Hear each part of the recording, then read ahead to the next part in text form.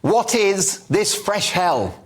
Harry and Meghan are going to do another world tour, which includes a trip to meet locals in crime-ridden Colombia. May God help them. Have the people of Colombia not suffered enough? What's scarier, the ruthless bosses of the drug cartels, or Harry and Meghan's grinning faces as they pose for photos?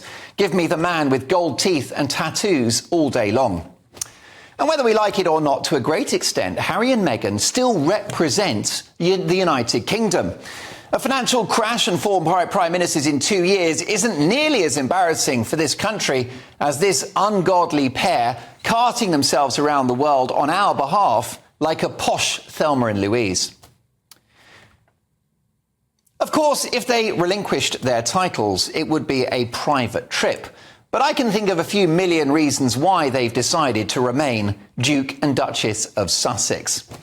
Meghan Markle, a few years ago, a struggling actress who wasn't even the best thing in Suits. And Prince Harry, the world's least happy millionaire. Well, they're both about to jump on a plane and export their own unique brand of self-pity to the good people of South America, some of whom live on £1 a day.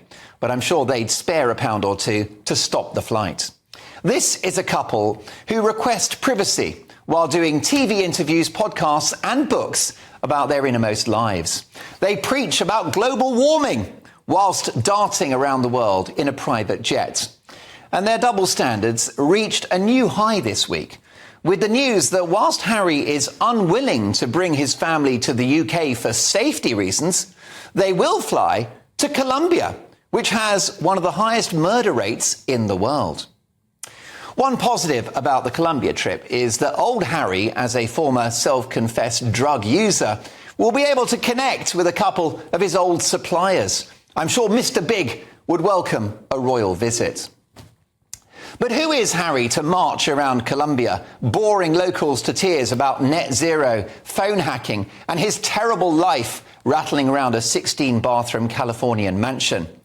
He'll be in a country where many don't even have an indoor loo at all. Now, controversially, I actually share Harry's concerns about the safety of him and his family. I really do.